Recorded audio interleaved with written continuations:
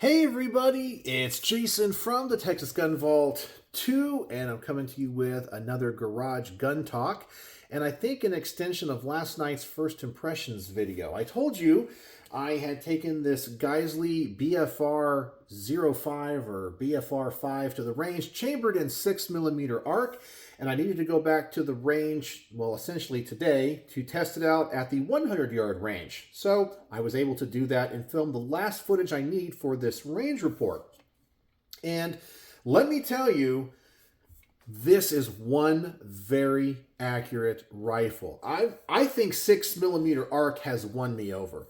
I definitely see the advantages of it over 5.56, and I really kind of wish it was more available because it's pretty darn nice. Now, this Geisley honestly shot just as accurate as some of the other high-end kind of target rifles and high-end like sniper rifles that I have reviewed. This thing was pretty darn amazing. And I think a lot of it, too, has to do with this scope. And this is a zero compromise scope. I'm not familiar with this company too much. It is made in Austria, but it seems to be very nice and well built. The reticle is very clear. And this gun at 100 yards was grouping like this right in the center of the target. And yeah, I've never shot an intermediate calibered carbine that well at that distance, and I only had like 20 rounds to do these tests with. So I literally had like one round to try to like zero the scope because I just don't have a lot of 6mm arc. This gun's really impressed me. Very accurate. And then when I reviewed it earlier, as I mentioned in last night's video, at the 25-yard range as a defensive carbine, it was awesome. This is an amazing gun in an amazing caliber. All right. So the other thing I wanted to talk about tonight, which, by the way, I guess it's two things. I literally just got done filming the garage portion on the range report of the Kel-Tec P32, and I think it's going to turn out pretty well. I have all of the footage I need of me talking about it right here on this SD card. So as soon as I finish making this video and start uploading it, I'm going to go inside and start editing all this footage. I'm pretty happy with this, and hopefully I'll be able to get the final product to my friend Jack tonight because he lent that pistol to the channel. The last thing I really wanted to talk about, and tonight's going to be kind of a short video because I got so much to do and it's getting a little bit late, but somebody asked me a really interesting question. I did respond to it in the video a couple days ago, but I felt like it deserved me talking about it in one of these garage gun talks. Somebody had mentioned, hey Jason, I know that you've talked about you being a teacher and a musician, and it's my understanding that there's a lot of people in the teaching and educational field and in the music world that are liberal. They're going to be anti-gun. What do they do, or what do they think about you when it comes to what you do here at the Texas Gun Vault as a hobby? And I felt that was a really good question that I need to address because I do a good job, I think, of balancing everything out. I am not one of these people that goes around trying to convince people to change the world, because I look at it like this.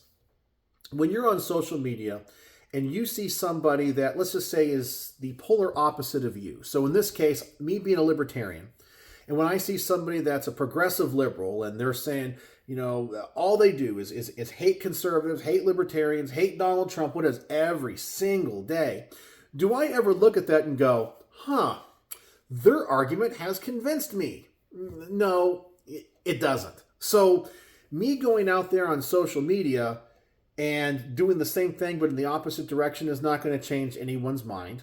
The only people that would really react would be the people that think like I do. And I don't need an echo chamber. I'm confident in how I believe and think. And all it's going to do is tick off my friends who otherwise are just my friends. I'm not in the business all the time of trying to convince people to think differently about politics. I have friends that I know feel differently, very differently about politics than I do. But I don't talk to them about politics. They might just be social friends, or they might be music friends or educator friends. And so we never talk about guns. Now, I don't hide the fact that I do this as a hobby. If you're friends with me on my personal Facebook, you'll see pictures of me at the range. I talk about the guns that I have in for review. I don't go into, necessarily the political side of things, but I'll show them off. And people don't have to interact with that post, but I never belittle anyone for thinking differently than I do. I believe that you catch more flies with honey than you do vinegar. And I have seen some people mention in posts, hey, that I know are liberal or might even be a little bit anti-gun, see what I do and go, hey, you look like, you know what you're doing and you're quite safe. I've been a little bit curious about guns. I've been thinking about maybe getting something for home defense. Would you take me to the range? You seem to be knowledgeable and know what you're talking about. And because in the past I haven't belittled them about guns, I haven't belittled them about their political stance, they have felt open enough to me and said, hey, I'd like you to take me to the range and, let me try some stuff out. I'm kind of interested in this. And for me, that's how we promote the Second Amendment. And that's how we bring people into our, tent. And we want to be a big tent, a party, political party or, political philosophy. And the gun community can be very diverse. So I'm like, sure, I try to live my life and be happy and balanced. Right now, are there people on social media that I end up having to unfriend? Yes, but it's not because I get into a fight with them. It's just because I don't want to be surrounded by constant negativity and just people that are mean. Like, after Donald Trump got elected, I knew people that are like, if you voted for him or you think he's going to be a good president, you should unfriend me now. You're a terrible person. You're a racist, whatever, all that kind of stuff. And I've never talked politics, and they were just doing like a general post. I'm like, well, okay, if you feel that, if you feel that way, okay, some of those people that literally every day, all day, just do anti-Donald Trump posts, I don't want to see it. And while these people, if they ever called me up like they had a flat tire, I'd go change it for them, on the side of the road. I'd go help them out, I don't hate them. I just don't want to see those posts. So I'm not going to interact with them. I don't call them a name. I don't do any of that. But I'm kind of that way in my professional world. I just don't talk about it. People that know me in the music world might know how I feel or can deduce how I feel. But because I don't treat them poorly, they can tolerate me. Now, do I think that there are people in the education world and the professional music world that don't like me because of what they think I believe? Well, sure, probably so. It's also probably because I'm socially awkward and sometimes oblivious to just things because I live in my own little world as an introvert, and that might help. But in general, most people are not mean to me. I have been in a couple of social situations with people in the music world, people in some social groups that I run in. Well, I'll walk into the room and I'm just there to, have barbecue or whatever. It's just like a get together. Someone's hosted smoke some ribs or something.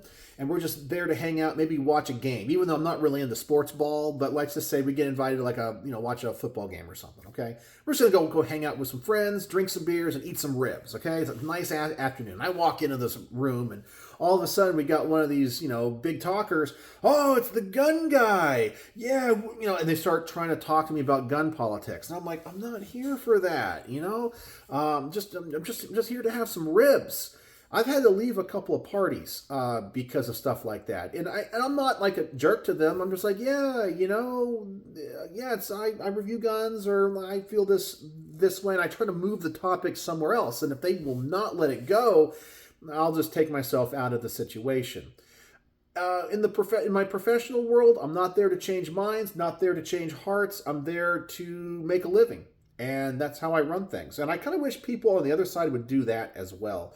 Because they're not going to convince me to their side. I'm not going to convince them to their side. So why don't we come together on the things that we do like and agree with and share as common interests, whether that be, music, education, or something else. And let's just be friends on those grounds, life's too damn short to, be pissed off all the time. And that's the thing too. I said I'm sad about people that all they do is post on social media. I hate Donald Trump. Can you believe this? It's like the very first thing you do in the morning is get up and post about Donald Trump. And then when I check my Facebook feed at lunch, you're still talking about Donald Trump. And then at nighttime, when I'm going to bed, I'm looking through Facebook. All you're doing is talking about Donald Trump. When Joe Biden got elected, I didn't hate people that voted for Joe Biden. My friends that I knew did not vote the way I did. I didn't hate them. I didn't tell them to unfriend me. And when Joe Biden was president, I didn't wake up every day hating Joe Biden. Like he didn't live rent-free in my mind. Would I make fun of him? Sure. Would I laugh at the memes when he couldn't say things or he'd forget names? Yeah, I would. But I would generally go about most of my day and not think about Joe Biden. And I feel sorry for people that have Trump derangement syndrome. But anyway, so I hope that it kind of answers the question. So how do I navigate it? I just treat people with respect, and I'm not there to change minds. Now, if somebody will politely, in the right situation, come up and want to have a polite discussion about things, I will be more than happy to do that. I will not shy away from it.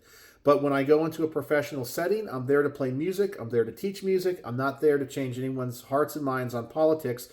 And me trying to instigate something isn't going to help the situation. And I hope that through living and being a positive person and representing the gun community and my political philosophy in a good way will bring people over. I want people to look at my life and go, wow, Jason has it together. He seems like a happy dude and he believes these things and does these things.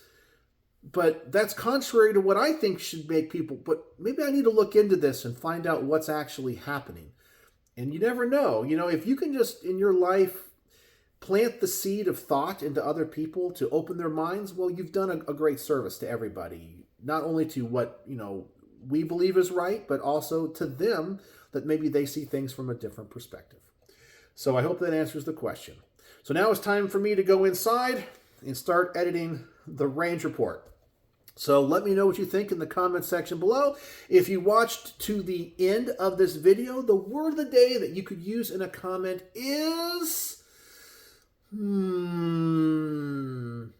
heart, because we want to change the hearts and minds of other people and hopefully stop the people with Trump derangement syndrome from being so angry all the time. So somehow work in the word heart. So I know that most of you guys that follow my channel have good hearts as well. So, as always, thanks for watching.